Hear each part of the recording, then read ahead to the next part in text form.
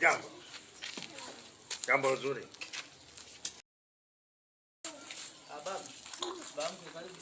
Asante baba mkwe.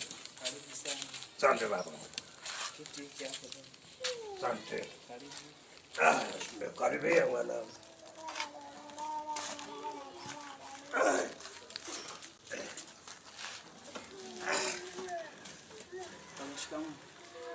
Marahaba mkulima wangu.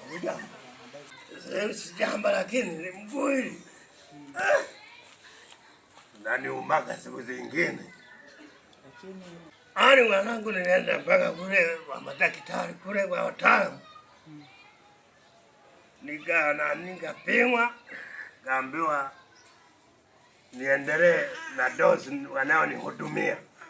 Sawa, ni jambo zuri kwa sababu pia ni kufuata utaratibu wa madaktari wanaokupa. Eti mwanangu. Karibu sana, jisikie amani nyumbani ndio hapa. Asante mwanangu, asante mkulima wangu. Karibu sana. Asante sana. Baba. Naam mwana. Mimi kama nilivyokupigia simu kukuita uje hapa nyumbani. Mke wangu kutoka asubuhi. Ndio. Ameniaga anaenda kusukwa. Sawa. Lakini mpaka dakika hii sijamuona. Na usiku ndio ushaanza kuingia saa 12. Odi alikuwako kamkubalia.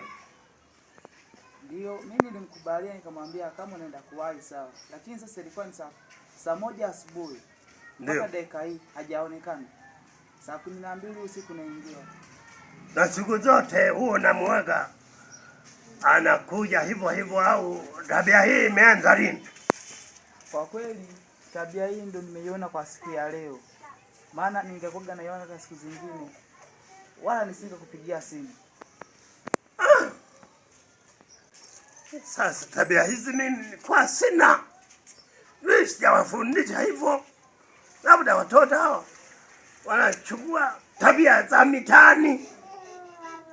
Mambo ya kuigaiga vikundi mbalimbali. Eti lakini ni kosa tu la kwanza, sio kwamba na makosa tena mengine. Ni kosa tu la kwanza hivi. Ni mara kwa mara na ndio maana nikuja na kupigia simu. Ila nashukuru kwa siku ya leo umeweza kufika ili niweze kukuambia vizuri na sio kwamba kuwasiliana tena.